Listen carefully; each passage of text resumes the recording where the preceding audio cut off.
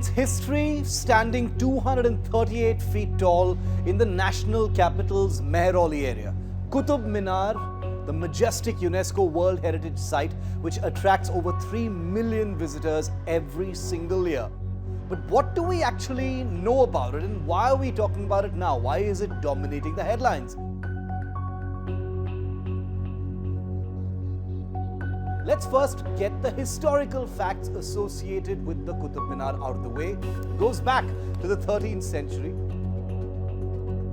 Centuries ago, in 1192, the Sultan of Ghur, Muhammad bin Sam from present-day Afghanistan, crossed the Indus River with the intention of expansion, and an alliance of Rajput rulers from northern India was preparing to stop him.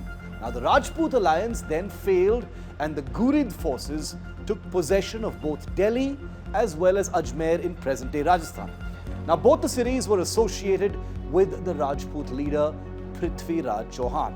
Muhammad of Ghur then went back and left his governor Qutbuddin Aibak to establish roots in India. A decade later, the tables turned, and after the assassination of Muhammad of Ghur in 1206, Qutbuddin Aibak established a new political entity. And then the entire landscape of today's national capital as we know it started changing with the first Mughal emperor.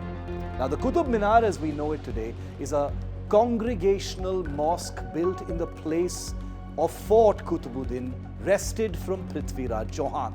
Well, the mosque in the complex was then called the Quwwatul Islam, which means might of Islam, and was among the first of its kind in architecture built in India.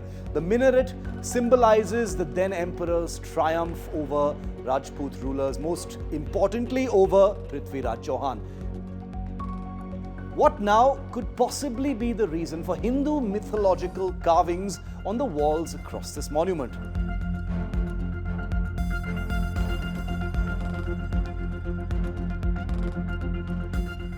The answer to this is the fact that at least 27 Hindu and Jain temples from the Kila Rai Pithoda were demolished to provide material for the construction of this incredible Qutub Minar.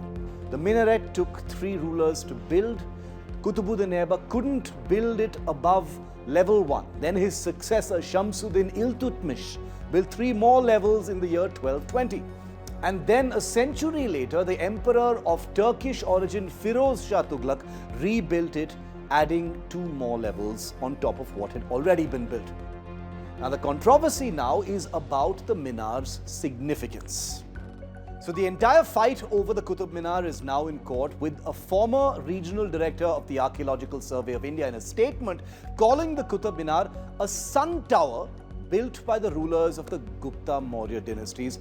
On the other hand, the Vishwa Hindu Parishad or VHP claims that the tall minaret is actually a Vishnu Sthamb built in place of Lord Vishnu's temple.